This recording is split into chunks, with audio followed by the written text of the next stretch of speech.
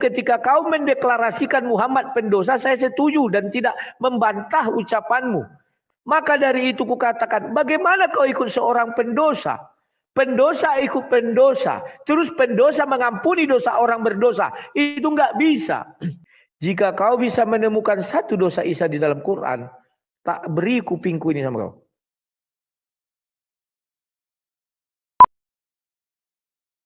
Ya oke, silakan. Apa yang mau kamu sampaikan? Suaranya agak lantang ya. Biar terdengar ke seluruh dunia. Ini udah. Jelas ya sudah, suaranya? Udah bagus. Saya mau bertanya tentang Yesus dan Allah Bapa.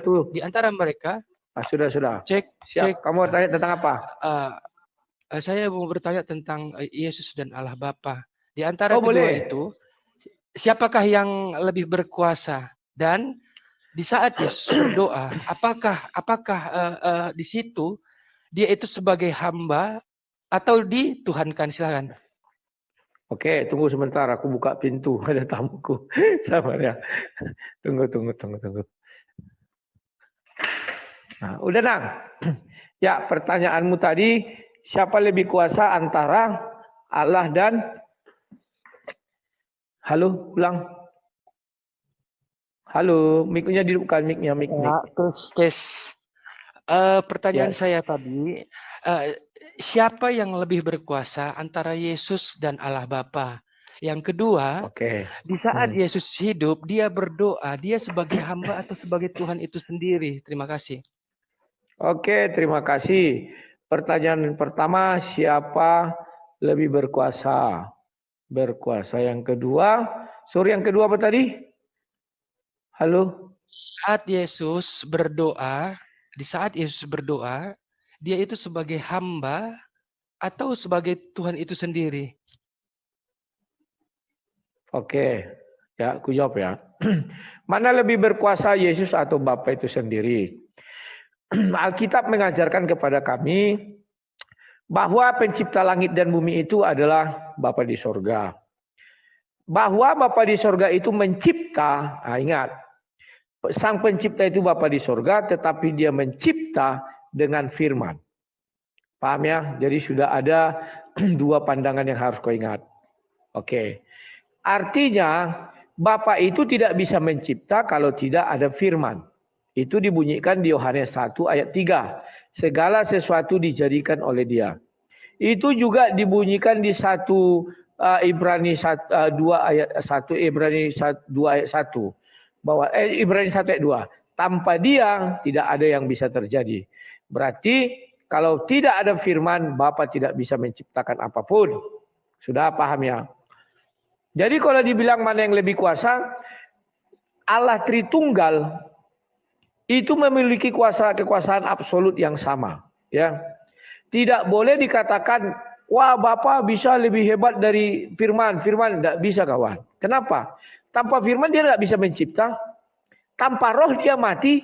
Karena Yohanes 6 ayat 63 mengatakan, rohlah yang menghidupkan. Jadi dalam proses kekuatan, dalam proses unjuk gigi tentang kekuatan, itu harus bersatu ketiganya baru bisa digambarkan sebuah kekuatan. Jadi tidak bisa dipisah ya. Yang kedua, ketika Yesus, sorry ya di sini ada orang potong rumput, jadi agak kuat tetangga. Kedua, berdoa, ketika Yesus berdoa, sebagai Tuhankah atau sebagai manusia? Yohanes 1 ayat 1 mengatakan, firman bersama-sama dengan Bapa, maka firman adalah Bapa. Yohanes 1 ayat 14 mengatakan bahwa firman telah menjadi manusia. Siap ya? Jadi Yesus memiliki yang namanya kekuasaan tubuh rohania dan tubuh jasmania. Jadi dua. Dia juga sebagai Tuhan dan dia sebagai Bapa. Berfirman artinya berbicara dari sorga ke dalam bumi. Kan itu. Berdoa artinya berbicara dari dalam bumi ke sorga. Paham ya? Jadi ketika Yesus berdoa, dia adalah menggunakan kemanusiaannya. Maka dia ingin berbicara ke sorga, caranya adalah dengan berdoa. Silakan. Mik. Oke. Di sini berarti mereka berkesinambungan gitu maksud Bapak antara Yesus dan Allah Bapa. Itu aja. Ya. Berkesinambungan. Kalau berkesinambungan itu sifatnya apa ya? Tidak putus terus-menerus. Kalau ini bukan. Tapi keesaan di dalam Allah Tritunggal. Kebersamaan. Kebersamaan yang dibicarakan di sini bukan kesinambungannya. Silakan. Iya, tapi saya masih di pertanyaan pertama tadi, Bapak. Saya masih kurang menyerap gitu. Yang mana lebih berkuasa, Yesus atau Allah Bapa? Tadi Bapak mengatakan kalau tidak ada Yesus, Allah Bapa tidak bisa berfirman. Berarti di sini kalau saya tangkap dari narasi Bapak itu berarti Yesus lebih berkuasa gitu, Pak. Oke, aku jelaskan ya. Yang di telingaku ini ku dengar adalah suara. Suara ini bisa sampai ke telingaku, tidak bisa sendirian. Paham ya? Suara ini sampai ke telingaku karena ada yang bersuara, yakni Cyber Al-Fatih. Cyber Al-Fatih bisa bersuara karena ada roh, maka dia hidup. Kalau Cyber Al-Fatih mati, dia nggak bisa bersuara. Ingat ya. Jadi ketiganya saling keterkaitan, saling ketergantungan. Kalau dibilang mana yang lebih kuat itu kan menunjukkan satu perbuatan dalam bahasa Indonesia. Ya, definisi mana yang lebih kuat artinya dia melakukan sebuah perbuatan yang disaksikan oleh mata manusia dan mata itu luar biasa. Oke. Tidak bisa Bapa di surga sendiri berbuat sesuatu kekuatan tanpa ketiganya ini. Berarti kalau ditanya mana yang lebih kuat, ya ketiganya bisa dikatakan kuat kalau timbul atau muncul bersamaan. Dan dia tidak pernah muncul atau timbul sendiri-sendiri. Pahami dulu ya. Nah, tapi kalau ditanya, ketiga ini tergantung pada siapa, itu beda lagi. Itu sama seperti Al-Fatih, suaramu berada di dalam dirimu, rohmu berada di dalam dirimu. Berarti semuanya tergantung kepadamu. Kaulah penguasa tunggalnya. Tetapi mengenai kekuatan, kekuasaan hanya bisa ditunjukkan jikalau ada perbuatan. Perbuatan itu selalu dilakukan oleh tiga Tritunggal ini. Paham ya? Tidak bisa Allah itu berbuat tanpa roh karena dia mati. Tidak bisa Allah itu berbuat tanpa firman karena dia bisu. Dia tidak bisa menciptakan apa saja. Dia tidak bisa memberitahukan apa saja. Dan roh dengan firman tidak bisa juga melakukan apa-apa tanpa ada Bapa di surga. Semoga kau paham. Silakan, apalagi? Oke, siap Pak. Berarti begini Pak. Ini kan kita jangan di zamannya Yesus. Bagaimana cara Allah Bapa berfirman kepada nabi-nabi sebelum Yesus datang? Contoh Abraham, Musa, dan lain-lain. Bagaimana cara Allah itu, Allah Bapa itu berfirman kepada mereka gitu Pak? Oke. Sebelum saya jawab itu, saya mau memastikan dulu kamu Islam apa Kristen? Alhamdulillah, saya Islam. Asyhadu an la ilaha. Betul. Terima kasih ya. Artinya kau tidak mengerti itu hal yang bagus. Kenapa Islam sampai kapanpun tidak mengerti bagaimana firman Tuhan itu hubungannya dengan Tuhan. Karena setiap kita tanya, firman itu makhluk apa Tuhan? Mereka kebingungan. Oke? Nah, sekarang bagaimana Tuhan dulu berbicara kepada nabi-nabi? Sama dengan si Al-Fatih berbicara kepada saya. Al-Fatih berbicara di tempatnya, suaranya sampai kepada saya. Suara itu sampai kepada saya karena ada roh yang menghidupkan Al-Fatih. Jadi Al-Fatih ini sebenarnya perwujudan dari Tritunggal. Kenapa Al-Fatih perwujudan dari Tritunggal? Karena Kejadian 1 ayat 26 dikatakan, baiklah kita menjadikan manusia serupa dan segambar dengan kita. Maka Al-Fatih ini adalah gambaran Tuhan yang Tritunggal itu. Tidak boleh suara Al-Fatih sampai ke telingaku jikalau tidak ada tubuhnya. Tidak boleh suara Al-Fatih sampai ke telingaku jikalau tidak ada rohnya. Jadi ini harus satu kesatuan, tidak bisa dipisah. Silakan Al-Fatih. Oke, saya rujuk ke Yohanes 5 ayat 37. Bapa yang mengutus aku, suaranya tidak bisa kamu dengar. Suaranya tidak bisa kamu dengar. Ya, rupanya pun tidak bisa kamu lihat. Bagaimana cara Allah Bapa itu berfirman di zamannya Musa, Abraham itu? Itu jelas di Bible gitu, Pak. Oke, ku jawab. Ayat yang kamu baca itu tidak ada mengatakan di zaman Musa. Itu kau tambahi. Ayat itu berbicara Yesus sedang mengucapkan kepada orang-orang yang hadir di situ. Mereka mana ada yang mendengar suara Tuhan. Mereka mana ada melihat suara Tuhan. Tapi baca ayat selanjutnya. Dikatakan apa? Kalau kau mengenal aku, ya kamu mengenal Tuhan. Kamu mengenal Bapa. Ya, paham ya? Nah itu, jangan ayat itu kamu putus itu, tidak kau baca selanjutnya, terus kau katakan Musa dan segala macam. Dia tidak bicara pada zaman Musa, tapi pada saat itu, ya bukan yang lewat dan bukan yang akan datang, tapi pada saat itu dia bicara kepada orang banyak yang ada di situ. Paham ya? Jadi orang itu bertanya, lantas Tuhan itu siapa? Ya, kamu sudah mengenal aku, di hadapanmu sudah ada katanya. Paham? Silakan. Apalagi? Karena gini Pak, maksud saya mungkin Bapak tadi kurang ini pertanyaan saya ya. Di Yohanes 5 ayat 37 kan di situ Yesus berkata, Bapa yang mengutus aku, suaranya tidak bisa kamu dengar, rupanya pun tidak bisa kamu lihat. Kalau di zamannya Musa, di zamannya Abraham, bagaimana cara Allah itu menyatakan keeksistensian dia, keberadaan dia, bagaimana cara dia berbicara, sedangkan Yesus sendiri sudah mengatakan bagaimana konsep Tuhan itu sendiri. Di mana 2 Tawarik 6 ayat 18 juga mengatakan bahwasanya langit, bahkan langit yang mengatasi langit tidak dapat menampung kehadiran Tuhan. Bagaimana Tuhan itu bisa hadir di bumi. Dan bagaimana cara Tuhan itu berbicara dan berfirman kepada Musa dan Abraham. Begitu Pak. Oke. Ya betul, bumi ini tidak mampu menampung Tuhan karena Tuhan itu maha besar, maha segalanya. Itulah sebabnya tidak ada batasan bahwa bumi tidak bisa menampung manusia. Makanya dia datang menjadi manusia, biar bumi ini mampu menampungnya. Nah, agar kau paham konsep ini, PR-mu tulis ya di kertas, baca surah 28 ayat 30. Kamu sudah pernah baca itu? Coba jawab. Belum Pak. Nah, oke. Di depanmu ya, ada Al-Quran online? Masih satu perangkat Pak. Perangkat saya yang satu lagi lobet. Oke, aku bacakan bisa surah 28 ayat 30 untuk PR-mu ya. Pak, bacakan aja. Oke, aku bacakan. Nanti kamu bisa menanya orang-orang yang 28 ayat 30. Sebentar, Nang, sebentar. Dari dalam dibukanya. Sementara 28 ayat 30. Sabar. Ku bacakan dulu sama kalian ya. Ya. Sorry sebentar. Nang, masuk aja dari situ, Nang. Masuk dari situ kan. Bukakan dari belakang itu, enggak apa-apa. Enggak ada barang berharga situ. Ya, masuk terus. Gas. Keluar kanan, keluar terus. Ku bacakan. Surah 28 ayat 30. Ya.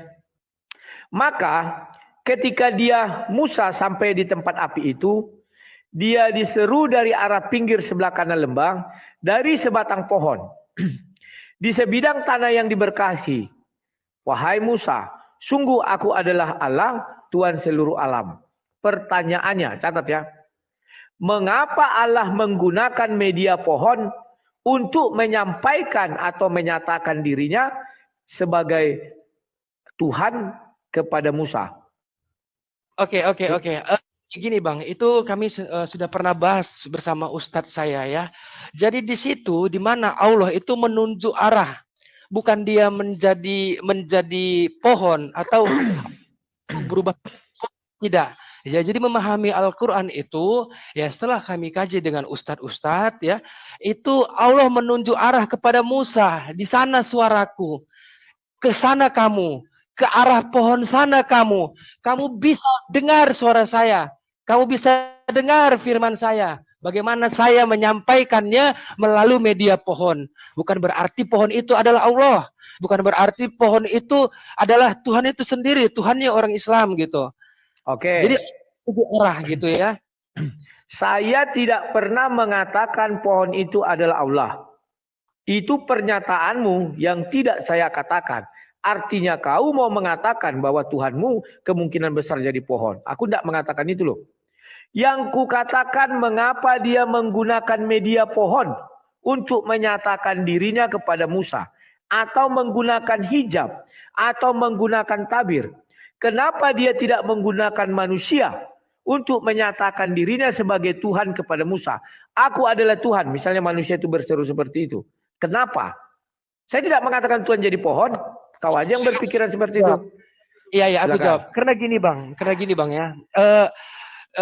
Ini ya persoalan yang ayat yang abang bacakan tadi itu sudah bolak-balik kita bicarakan atau dipertanyakan oleh teman-teman saya yang beragama Kristen gitu bang ya. Nah itu yang pertama. Yang kedua, kenapa Allah tidak mengutus manusia ya? Karena takut nanti manusia itu dituhankan, dijadikan Allah. Sedangkan Allah sendiri maha besar. Allah itu maha tinggi. Dan ibarat katanya bumi dan langit disatukan, dari langit 1 sampai langit 7 disatukan, di mata Allah itu hanya seperti cincin yang dibuang di padang pasir. Hinanya manusia alam ini di mata Allah. Bagaimana dia memasuki sebuah dimensi yang kecil dan merendahkan diri dia sendiri menjadi manusia atau mengutus manusia untuk menjadikan risalah dia. Ada nabi udah diutus, udah menjadi mulutnya, menjadi firmannya Allah gitu. Oke, terima kasih. Kau mengatakan manusia ini sudah dikutuk, terkutuk, hina. Berarti pohon itu suci. Berarti lembah itu suci. Berarti tanah itu suci. Bagaimana kau bisa mengatakan nanti Tuhan takut? Manusia itu kalau dia menyampaikan aku adalah Tuhan, manusia akan menyembah dia. Kenapa Tuhan tidak takut dengan pohon? Justru pohon inilah yang perlu ditakuti. Itulah sebabnya di dalam masjid-masjid surah ini tidak akan pernah dibaca. Karena kalau sampai ada jamaah yang kritis, dia akan bertanya seperti apa pertanyaan saya. Kami tidak mengatakan Tuhanmu berubah jadi pohon, tidak. Tapi menyatakan dirinya kepada Musa melalui perantaraan pohon. Mengapa tidak bisa melalui perantaraan manusia? Kamu katakan takut manusia ini nanti disembah menjadi Tuhan. Buktinya pohon itu sampai hari ini tidak ada yang menyembah dia jadi Tuhan, tidak ada. Kan begitu? Ya. Gini bang, jangan kita samakan manusia yang mulia dengan pohon yang ciptaan yang notabene-nya adalah tumbuhan gitu. Ini jadi salah paham gitu bang. Nah, kenapa tidak manusia? Nabi-nabi sudah diutus. Itu firman-Nya Allah yang disampaikan kepada nabi-nabi melalui malaikat. Nah, kenapa nggak Allah itu langsung turun ke bumi? Tidak bisa, sama seperti yang abang katakan. Allah maha besar, Tuhan kami maha tinggi. Hina sekali dia menurunkan diri dia sendiri untuk menjadi manusia, turun ke bumi, itu hina. Saya bilang manusia ini adalah manusia yang hina. Seluruh umat manusia itu hina. Kenapa? Kita tidak ada yang lepas dari dosa gitu bang. Nah, saya suka pernyataanmu, tambah lagi pernyataanmu. Ya, manusia itu hina. Berarti pohon kan tidak hina. Lebih suka dia muncul di dalam pohon, benda-benda mati, benda-benda hidup yang tidak bisa berbicara. Inilah konsep yang harus kau perhatikan baik-baik. Ya. Makanya pernah kukatakan, kalau Tuhan hadir dalam wujud manusia, manusia akan menolak. Tapi kalau hadir dalam wujud batu, dalam wujud pohon, janganlah wujud dulu. Tuhan hadir menyatakan dirinya melalui media pohon, melalui media batu atau benda-benda mati. Manusia pasti menerimanya. Inilah hebatnya Tuhan kami. Menunjukkan kemahabesarannya. Bukan tidak bisa dia melalui pohon, melalui batu. Sama Musa dia melalui pohon. Tapi melalui manusia belum pernah. Maka dia menggunakan tubuh manusia ini sebagai penyampai dirinya sebagai Tuhan. Kan luar biasa. Melalui pohon aja bisa. Kenapa melalui manusia tidak bisa? Oh, manusia itu nanti disembah dan dituhankan. Ya, apa yang salah? Buktinya pohon itu juga Musa menjawab kepada pohon itu. Di hadapan pohon itu, ya Tuhan. Musa sujud kepada itu. Apa yang salah, apa yang keliru? Justru Tuhan adalah sesuatu yang lemah. Jika dia bisa hanya tampil atau menggunakan media pohon, menggunakan media manusia nggak bisa. Lemah dia di situ. Samalah itu dengan iblis, jin, hantu belau dalam ajaran Kristen. Yang sering hadir di pohon-pohon beringin, di batu-batu, tetapi nggak bisa hadir di manusia. Paham ya? Silakan. Kalau ada yang mau Kau sanggah lagi. Sedikit. Ya, hina sekali seorang Tuhan itu adalah maha suci, dia keluar dari selangkangan manusia itu sendiri, ciptaannya dia sendiri. Bagaimana seorang tukang kayu menciptakan kayu, tetapi kayu itu harus kayu itu mengatur penciptanya. It's something wrong gitu. Ini sesuatu yang keliru, Bang. Di mana seorang tukang kayu menciptakan kayu, tetapi kursi yang diciptakan dia itu mengatur penciptanya. Itu nggak masuk akal, Bang. Jadi kalau Tuhan itu lahir ke dunia melalui selangkangan wanita, apakah kesuciannya itu bisa dipertanggungjawabkan dia sebagai Tuhan gitu? Bukan dia tidak maha kuasa, Bang. Allah kami maha kuasa. Dia bisa berbuat apa aja, tapi dia tidak mau menghinakan diri dia sendiri. Kenapa? Karena dia sudah maha kuasa dan maha suci, maha penyayang. Ini yang salah gitu, Bang. Oke, ku jawab dulu satu-satu ya. Oke, kamu mengatakan yang keluar dari kelamin manusia itu adalah hina. Berarti kau terlahir hina. Berarti kau terlahir nggak suci. Rahim itu adalah satu tempat yang suci selain sorga. Baca semua kitab suci. Rahim itu adalah tempat yang suci. Itulah sebabnya yang keluar dari situ fitranya adalah suci. Bukan fitranya adalah sebagai makhluk hina, jahanam. Tidak. Baru yang kedua, mengapa Tuhanmu kalah dengan istri kawan saya yang terlahir bukan dari kemaluan, tetapi terlahir dari bedah perut. Apa Tuhanmu nggak bisa lahir keluar langsung dari perut? Kok kalah dengan istri kawanku yang tidak keluar dari vagina anaknya? Bagaimana kau menjelaskan itu? Yang ketiga, saya suka dengan kamu. Bangku tidak pernah bertanya kepada penciptanya. Bangku tidak pernah protes kepada penciptanya. Bangku tidak pernah mengkritisi penciptanya. Hanya Islamlah yang diciptakan mengkritisi Tuhannya, membatasi Tuhannya, bertanya kepada Tuhannya, nggak bisa, dia mengatur Tuhannya. Itulah kehebatan umat Islam. Sebagai dia ciptaan atau secontoh kamu tadi, bangku bisa mengatur sang pencipta, bisa membatasi sang pencipta, bisa bertanya hal lain kepada sang pencipta. Silakan kalau ada yang mau komentar. Oke, aku tanggapi sedikit, Bang ya. Jadi gini, kalau saya ya dan semua penonton dan 400 orang di sini, tunjukkan sama saya ada manusia yang tidak pernah berbuat dosa. Itu yang pertama, ya. Yang kedua, kalaupun Allah itu mau mengutus untuk menyampaikan apa maunya Allah dan sudah diutus nabi-nabi. Jadi dia tidak perlu mengutus manusia atau Allah itu tinggal mengatakan kun fayakun, jadi. Ngapain harus dikandung dulu, keluar dulu dari wanita, terus dia disekolahkan dulu, dia harus dikasih makan dulu. It's wrong, Bang. Ini salah, Bang. Ini sesuatu yang aku anggap keliru. Kenapa? Kalau kun fayakun kata Allah itu jadi, kenapa nggak malaikat aja yang jadi? Tuhan gitu. Kenapa nggak malaikat aja yang sayapnya besar dari timur ke barat itu menjadi Tuhan gitu? Ngapain harus manusia? Malaikat juga bisa menunjukkan dirinya kan gitu. Bisa berkata aku Allah, aku Tuhan, bisa kan? Ngapain harus manusia? Malaikat itu tidak diberikan nafsu. Kalau dibilang mulia, lebih mulia manusia. Tapi kalau kita cari manusia semuanya berdosa. Kecuali orang yang belum akil balik. Jadi sesuatu yang saya rasa kalau Allah itu menjadi manusia gitu, Bang. Ku jawab, siapa manusia yang tidak berdosa? Muhammad. Menurutmu Muhammad berdosa apa enggak? Oh, dia pernah ditegur Allah ketika dia bermuka masam. Jangan bilang muka masam belum tentu berdosa. Ya, Muhammad berdosa atau tidak? Coba bahas. Muhammad berdosa apa tidak? Tapi itu menunjukkan ketidaksukaan Allah. Cukup. Ketidaksukaan Allah, mana ayatnya? Bahwa Muhammad tidak berdosa. Buka perangkat abang di situ, cari di situ ketika Nabi bermuka masam, lihat terjemahannya atau lihat itunya ya, tafsirnya. Surah berapa? Buka aja, Bang, pencariannya ketika Nabi Muhammad itu bermuka masam, nanti abang temukan. Oke, bermuka masam berarti merujuk kepada berdosa kau bilang? Iya dong, itu kan. Oke, terima kasih. Sama kita. Mengapa kau mengikuti pendosa? Pertanyaanku itu kepada kau. Karena Bukan dia saya yang mengatakan Muhammad berdosa. Tunggu bukan diam. berarti Gantian kita bicara gantian. Saya tidak pernah menuduh Muhammad berdosa. Tetapi kau mengatakan dia berdosa karena bermuka masam. Terima kasih.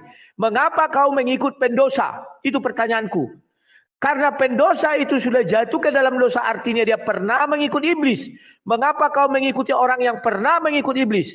Sementara saya, pengikut Yesus yang tidak pernah berdosa. Dan kalau kau buka Sahih Bukhari 6080, kamu betul. Bahwa di sana dijelaskan, Ibrahim mengakui dia berdosa. Musa mengakui dia berdosa. Adam mengakui dia berdosa. Adam dulu ya. Adam, Ibrahim, Musa mengaku berdosa.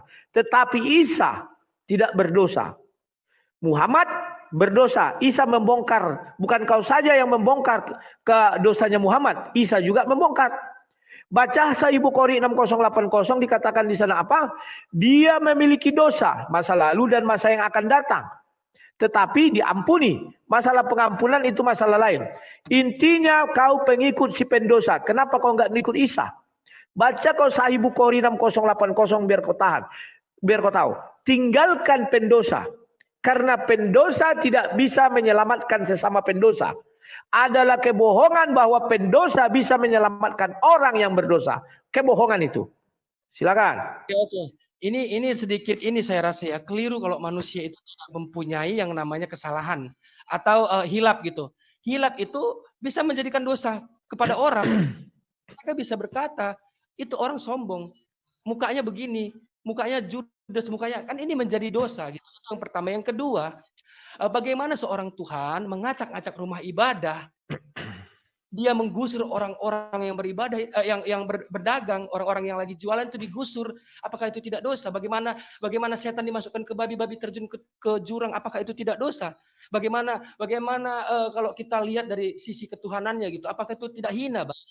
Tolong Bang berpikir rasional gitu. Bagaimana seorang Tuhan suci jawab itu satu-satu kita bahas. Gitu. Siap. Aku bahas satu-satu. Kamu mengatakan ketika Yesus di rumah ibadah membalikkan orang berdagang dosa. Tahu nggak kau definisi dosa? Ya. Sampai hari ini kau tidak mengerti definisi dosa. Makanya kau katakan saya katakan Yesus tidak berdosa. Sementara kau mengakui tidak satu manusia pun yang tidak berdosa. Saya setuju dan sepakat. Maka dari itu ketika kau mendeklarasikan Muhammad pendosa, saya setuju dan tidak membantah ucapanmu. Karena itu hak kau. Tapi bagi saya Muhammad tidak berdosa. Bagi kau berdosa silakan. Maka dari itu kukatakan, bagaimana kau ikut seorang pendosa? Pendosa ikut pendosa. Terus pendosa mengampuni dosa orang berdosa. Itu nggak bisa. Kalau Tuhan melarang orang berjualan di rumahnya, itu kan suka-suka Tuhan. Kayak kau bilang tadi, pencipta suka-sukanya terhadap ciptaan. Ciptaan tidak boleh protes. Ciptaan tidak punya dosa. Ketika ciptaan membunuh orang zaman Nuh, apakah Tuhan berdosa? Tidak. Orang dia pencipta, pemilik segalanya. Saya menciptakan robot, saya hancur-hancurkan robot ini, saya buang. Apakah saya berdosa? Tidak. Yang membuat saya berdosa ketika itu bukan ciptaan saya hancur-hancurkan. Marah penciptanya. Paham ya? Jadi Yesus di situ sudah diadili oleh Pilatus. Pilatus mengatakan, aku tidak menemukan satupun kesalahan di dalam diri orang ini.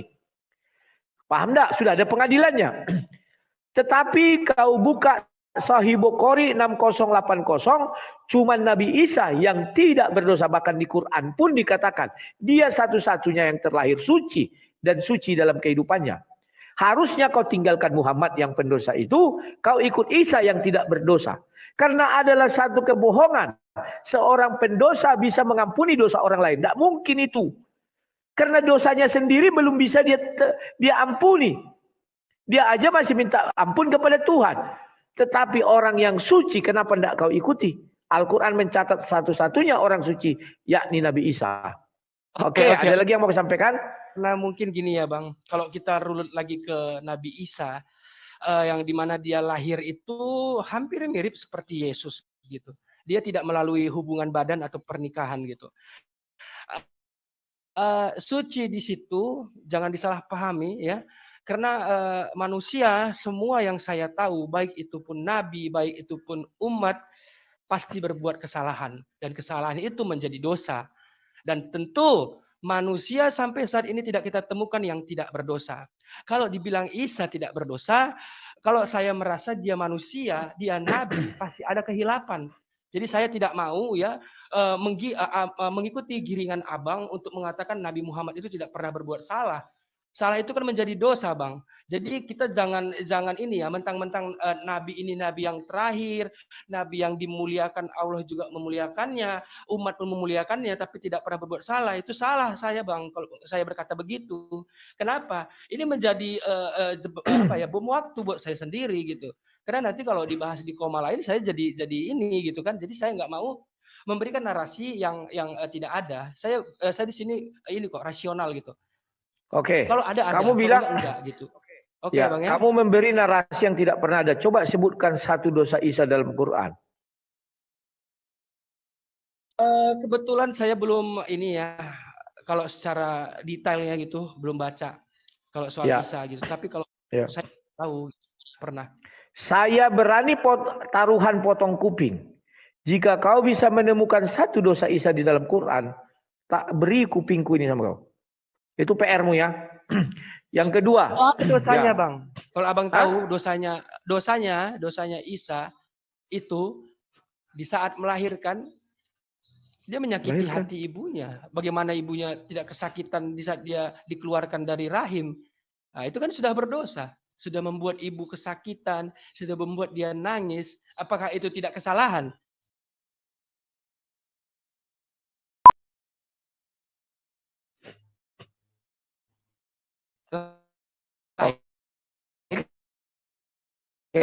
Kalau dia dibedah dari atas, kalau dari bawah tentu itu sakit, guys.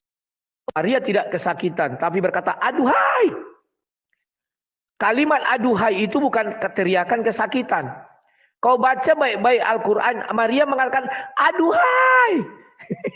Aduhai itu bukan teriakan kesakitan, tapi keteriakan keenaan. Aduhai katanya. Kalau kesakitan, aduh sakit kali, aduh. Tetapi kita tidak masuk ke situ. Terima kasih, kaulah satu-satunya muslim yang mengatakan orang sakit melahir itu adalah dosa. Nanti kau terikut hukuman Kristen. Kejadian 3 ayat 15. Dengan bersusah payah engkau melahirkan, artinya kau percaya dosa waris. Semua yang melahirkan kesakitan, termasuk yang dibeleh dari atas. Kesakitan itu, setelah habis biusnya sakitnya minta ampun. Dosa waris, geng. Oke, tapi saya tidak bicara gitu. Betul sakit kan? Nggak ada ibu-ibu yang melahirkan terus sekalian main Mobile Legends, sekalian ketawa-tawa, nggak ada kan? Pasti meregang nyawa gitu. Ada yang sampai kamu buka nyawa. Maryam. Jadi jangan ini Bang. Saya memahami pemikiran Abang kemana gitu. Kalau jebakan-jebakan itu saya sudah capek gitu ya dengan diskusi dengan orang-orang gitu. Tapi saya nggak mau terjebak. Kalau aku dulu menjawab. Ya, aku dulu menjawab. Terima kasih kau tetap kukuh. Muhammad itu pendosa, titik. Dan tidak satu pun Nabi Islam yang tidak berdosa. Terima kasih. Saya tidak akan pernah membantai itu. Memang disebutkan dia bermuka maaf. Itu tidak baik. Dan Allah menegurnya. Tentu kalau teguran itu datang, berarti Nabi bukan itu dosanya. Gitu. Bukan itu dosanya. Kalau mau kubilangkan dosanya apa? Bukan karena muka masam. Dosa itu hukum Taurat ada berzina. Ada membunuh. Itu jenis-jenis dosa kalau kita bicara hukum Taurat. Karena Islam pun mengenal hukum Taurat. Sudah ini Bang, sudah disempurnakan ke Al-Quran. Jadi kami bukan mengikuti disempurnakan apa? Berarti kalian bisa membunuh. Kalian bisa berzina. Kami bisa membunuh kepada orang-orang yang agama kami. Kenapa? Berzina? Gimana Nabi memerangi gitu. Berzina? Bisa kalian? Saya menikah 1, 2, 3, 4. Oh itu zina ya, zina yang legal. Nah, oke, terima kasih. Tambah lagi pengetahuan kami. Saya ke situ. Saya tidak mengatakan di dalam Islam. Lebih baik 1 ambil istri. Kalau enggak 1, 2, 3, 4 bisa. Kenapa? Saya tidak. Berarti itu zina 2, 3, 4. Oh tidak zina. Ya udah, bukan berarti kau nggak tahu konsep zina. Oke, saya lanjutkan lagi. Kamu mengatakan tidak satu pun di dalam ajaran Islam ada orang yang tidak berdosa. Saya setuju.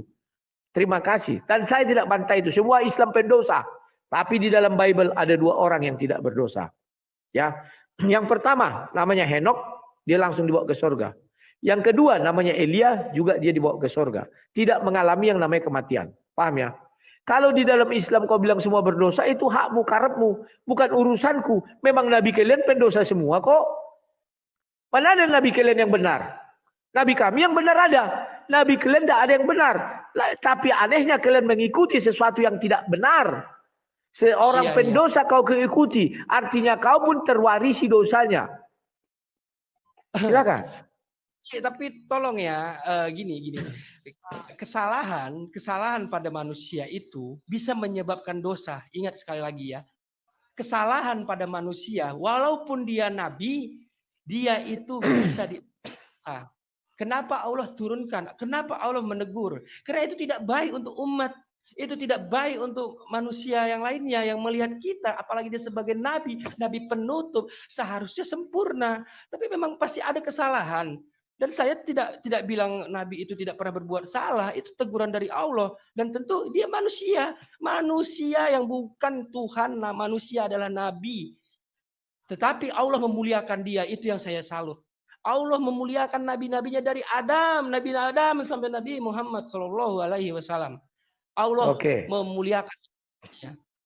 Ya, saya juga tidak akan pernah membantah.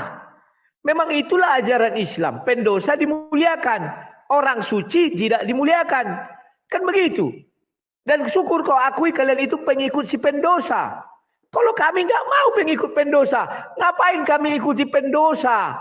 Pendosa itu akan ke neraka. Dengan jalan apa dia mau ke surga? Dengan pengampunan. Di dalam kitab suci Islam tertulis besar-besar. Adam tobatnya diterima. Adam diampuni. Malah diusir dari surga. Apalagi nabi-nabi yang lain. Adam aja nenek moyang mereka diusir. Apalagi nabi-nabi yang lain. Terima kasih. Bahwa Allahmu berpihak kepada si pendosa. Kalau Tuhan kami nggak mau berpihak kepada si pendosa. Daud dihajar Tuhan karena mengambil istrinya, istri panglimanya namanya Bersheba. Nggak ada cerita. Salomo diajar Tuhan. Bagi dia adalah dosa tetap dosa, tidak pernah dimuliakan. Tapi kau terima kasih kau mengatakan pendosa dimuliakan. Orang suci tidak dimuliakan karena memang Islam tidak punya orang suci. Oke, terakhir pernyataan darimu setelah itu gantian. Oke. Kami memang kalau dibilang suci ya, sebagai saya sendiri memang nggak pernah merasa saya suci. Tapi di saat saya bersuci, saya sudah suci. Paham Anda ya? Jadi jangan dicampur adukkan antara yang suci sama bersuci. Kalau dibilang suci, ya suci itu apa? Kemana arahnya? Apakah manusia itu ada yang betul dari lahir sampai mati suci, tidak berbuat dosa, atau tidak membuat kesalahan? Itu yang pertama. Kalau bersuci, saya setiap hari bersuci. Ya, bersuci itu kami berwudu gitu. Nah, jadi kalau kita lihat Bang, bagaimana Abang bilang Yesus tidak berdosa, itu Tuhan Abang sendiri yang Abang ikuti dan Abang sembah gitu. Dia memasukkan dimasukkan setan ke babi terjun ke tebing. Apa salahnya babi? Saya tanya Anda. Salahnya babi itu apa? Kenapa Yesus memasukkan setan ke dalam babi di saat dia mengobati orang yang kerasukan? Kenapa nggak dilempar ke hutan aja, ke gua aja, atau ke laut aja? Di mana keadilan seorang Tuhan begitu kalau dia tidak sayang sama makhluknya? Itu ciptaannya sendiri. Bagaimana dia bisa menyiksa ciptaannya sendiri gitu? Oke, coba kita bahas itu. Di mana salahnya babi? Siap. Terima kasih. Baru kaulah orang yang kudengar membunuh babi adalah dosa. Nanti Nabi Isa turun ke bumi ini lagi membunuh babi. Lawak. Babi itu dibunuh bisa untuk makanan manusia, maka disuruh dia menguasai bumi. Itulah sebabnya membunuh babi, memakan pohon, tanaman, itu tidak dosa. Karena di Kejadian 1 kan dikatakan, mereka akan menaklukkan bumi, menguasai semuanya. Itu menjadi makanan, tidak masalah dibunuh-bunuhi. Babi-babi itu semua pun dibunuh karena Isa pun nanti 100% akan membunuh babi. Kalau itu dosa, masa Isa datang membuat dosa? Kan jadi lawak-lawak deh. Ya. Nah, kemudian kau pernah nggak bertanya, ketika Tuhan membunuh-bunuh manusia waktu zaman Nuh, selalu saja namanya Tuhan. Mana ada kita menimpakan dosa kepada dia karena ketika dia menginginkan ciptaannya itu mati. Nggak ada deh. Oke. Kemudian yang kau bilang tadi tidak ada manusia hidup suci. Artinya kau sudah mulai mengerti apa itu dosa waris. Kita mewarisi dosa dari Adam dan Hawa sehingga tidak satu manusia pun yang tidak berdosa. Upah dosa adalah maut. Semua yang mati karena dosa. Itu harus kau pahami deh. Tinggal kau kembangkan sedikit lagi, kau sampai kepada kebenaran. Tak perlu lagi kau meminta jalan yang lurus karena sudah ketemu. Oke, ada lagi yang mau kau sampaikan terakhir. Habis ini gantian ya. Oke, banyak nanti. Siap. Jadi gini Bang. Ya, dosa yang saya katakan tadi, manusia yang sudah akil balik ya. Tadi saya katakan bahwasanya semua manusia itu pasti membuat kesalahan, membuat dosa yang sudah akil balik. Nah, kalau Nabi kami bermuka masam, saya rasa itu ditegur sama Allah untuk apa? Untuk demi kemuliaan Allah dan utusannya. Dia menegur Nabi. Dan tentu ya, ketika kita bermuka masam kepada orang-orang itu akan menganggap kita apa? Dan mereka akan melihat kita seperti apa, dan itu menjadi dosa. Dosa waris. Oke, di sini saya katakan dosa ditanggung masing-masing. Dosa tidak bisa ditebus. Dosa tidak bisa diwariskan. Dosa ditanggung masing-masing. Kamu yang berbuat dosa, kamu yang bertanggung jawab. Kamu yang berbuat dosa, kamu yang harus nanti diadili. Bukan orang tua, bukan saudara, tante, om, tidak. Oke, closing saya di sini ya, terima kasih Bang untuk sang Raja Debaters ya untuk waktunya ya. Saya rasa di sini pengembangan untuk apa ya, diskusi saya lebih ini ya, lebih open gitu. Mungkin di lain waktu kita bisa ketemu lagi Bang. Saya mohon maaf kalau ada salah-salah kata ya. Tentu kita berdiskusi, kita menguatkan argumen kita masing-masing begitu. Oke, terima kasih Cyber Al-Fatih. Kalau saya live nanti masuk aja, nanti saya add kamu ya. Oke, sampai jumpa. Ya Bang, salam, selamat pagi menjelang siang. Terima kasih. Ya, terima kasih. Ya, kawan-kawan, itulah enaknya diskusi kalau kita tidak lomba kuat-kuatan suara. Jadi kita ingin mengedukasi orang, begitu triknya ya. Nggak usah lomba kuat-kuatan suara, malu kita kawan ya. Beda dengan room-room sebelah itu yang kuat-kuatan suara. Saya nggak mau kuat-kuatan suara kawannya. Oke, terima kasih Al-Fatih. Saya tidak menambahi apapun, tidak mengurangi apapun. Apa yang kamu closing, ya udah closing aja. Tadi sudah panjang lebar saya uraikan, semua orang pun tahu apa yang terjadi ya.